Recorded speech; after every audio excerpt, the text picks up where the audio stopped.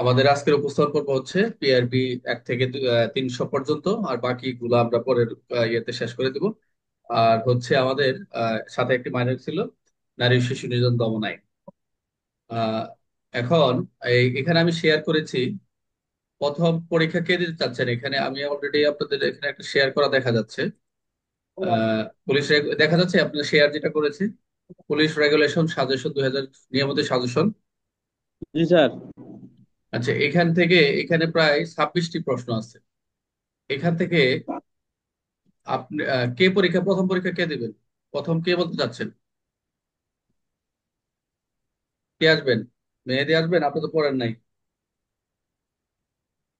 12 জন আজকে অ্যাটেন্ড, 13 জন অত অলরেডি সাহস জয়েন। পাচ্ছি না স্যার।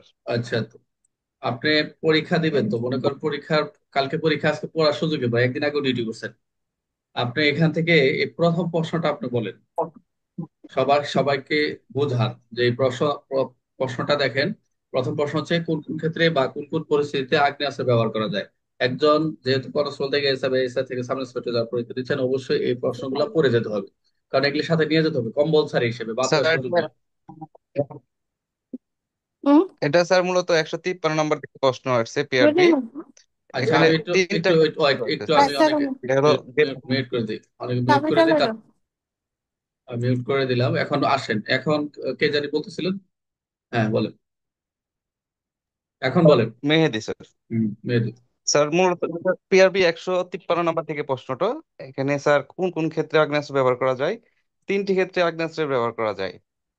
একটা হলো স্যার এই গ্রেপ্তারের ক্ষেত্রে 46-3 নাম্বার, যদি সেটা মৃত্যুদণ্ড এবং যাবজ্জীবন কারাদণ্ডে দণ্ডনীয় অপরাধ হয়, তখন গ্রেপ্তারের ক্ষেত্রে প্রয়োজনে মৃত্যু পর্যন্ত ঘটানো যায়।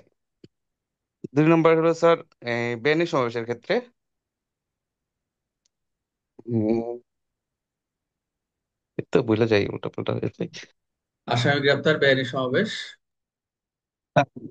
হ্যাঁ, আর স্যার হলো উম, এত এরপরে আত্মরক্ষার সহজ ক্ষেত্রে প্রশ্ন প্রাণ। ভুলে গেলাম। আত্মরক্ষার আত্মরক্ষার ক্ষেত্রে। হ্যাঁ, রাইট, আত্মরক্ষার ক্ষেত্রে আত্মরক্ষার ব্যক্তিগত 93-97। প্রশ্নটা আবার বলেন, আপনার কাছে আবার শুনবো। কোন কোন ক্ষেত্রে বা কোন পরিস্থিতিতে আগ্নেয়াস্ত্র ব্যবহার করা যায়?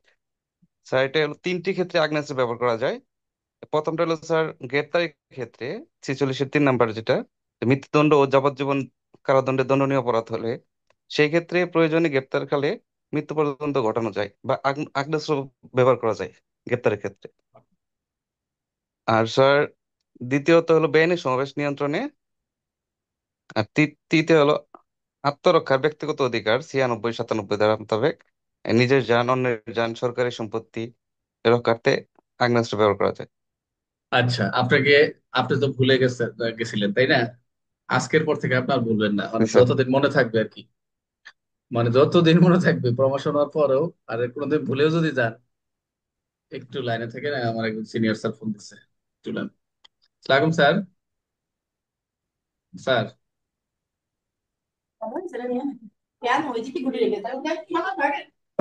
চুপ করুন।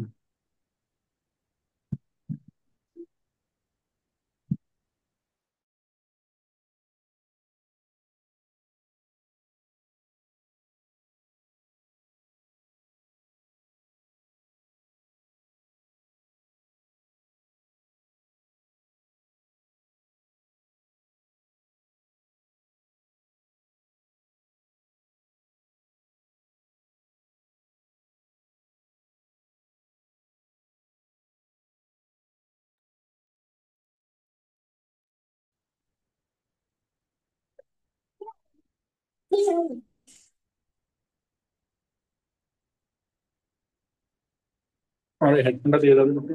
এরকম এই যে হেডফোন আছে, হেডফোনটা দাও। আচ্ছা, আমি একটু ডিস্টার্ব করলাম একটু সবার সাথে। এখানে কে মেহেদি? জি স্যার। এই শব্দটা কি, কি দেখা যাচ্ছে? র্যাব। র্যাব। মানে র্যাব তো আমাদের আইন শৃঙ্খলার মানে আমাদের একটা তদন্ত ইউনিট, আরেকটা তদন্ত ইউনিট, তাই না? Rapid action battalion. জি স্যার। র্যাব হচ্ছে র্যাপিড অ্যাকশন ব্যাটালিয়ন, তাই না? আচ্ছা, জি স্যার। এই এই তিনটা ক্ষেত্রে আপনি আগ্নেয়াস্ত্র ব্যবহার করতে পারবেন, মনে থাকবেন এই তিনটা কি কি। এই প্রথমটা হচ্ছে, আর্থ হচ্ছে রাইট অফ প্রাইভেট ডিফেন্স, মনে থাকবে। Right control. Right control, right of private defence, অর্থাৎ আত্মরক্ষার ব্যক্তি অধিকার খেলে আমি কি করতে পারবো? আগ্নেয়াস্ত্র ব্যবহার করতে হবে। আর ব্যবহার হচ্ছে করতে পারবে। অ্যারেস্টের ক্ষেত্রে, এতে হচ্ছে অ্যারেস্ট, এতে জি হচ্ছে স্যার। অ্যারেস্টের ক্ষেত্রে মানে 46-এর যে বিষয়গুলো রয়েছে আসামি গ্রেপ্তারের ক্ষেত্রে এ ইউজ করবো। আর বিতে হচ্ছে, এটা যদিও ছিল unlawful assembly, U R A U শব্দটা দিয়ে মনে থাকার সম্ভাবনা, কিন্তু র্যাব শব্দটা দিয়ে বেআইনি সমাবেশ মনে থাকবে। বিতে শুধু লাস্টে বিটা হচ্ছে বাংলায় করে দিলাম যে বেআইনি সমাবেশ। এই ক্ষেত্রে বেআইনি। হচ্ছে এই র্যাব যদি মনে থাকে তিনটা ক্ষেত্রে, আমার পরীক্ষা হলে পারা প্রশ্ন ভুল হয়, এটা কিছু না। পুলিশ আইনের দায়িত্ব করতে যে 8টা পয়েন্ট আছে, পরীক্ষা হলে গিয়েও কি হয় যে ভুল হয়, এটাই স্বাভাবিক। এই জন্য এই র্যাপটা মনে রাখবেন যে right of private defence, arrest, আর হচ্ছে ব্যানিশ। লাস্ট একটা বাংলা করে দিলাম, দুইটা ইংলিশ একটা বাংলা, যাতে মনে থাকবে। জি স্যার। খুব খুব ডিস্টার্ব করতেছে অনেক।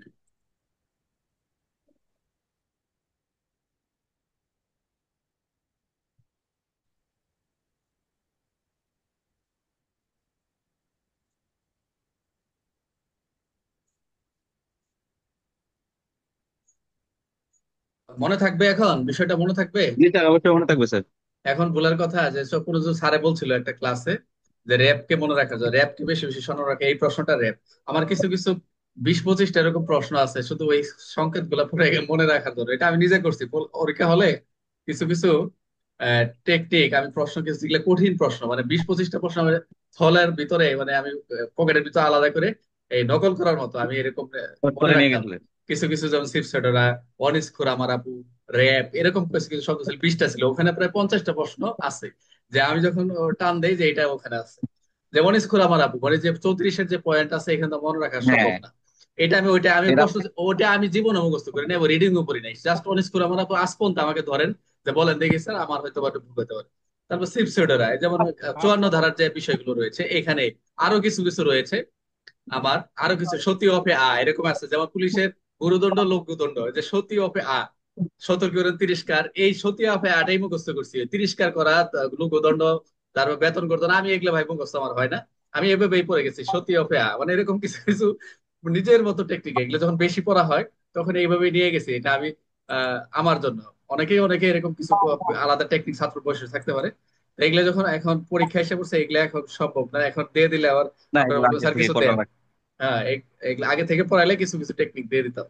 তবে অনেকে আছে এর ভিতরে, 2-4 জন খুব শর্ট সাজেশন নিয়ে ব্যস্ত, আপনি কথা বলো না। তো যাই হোক, আপনি আজকে পড়া না যেহেতু, আমরা পরবর্তী পার্সনের কাছে যাব। কে আসবেন?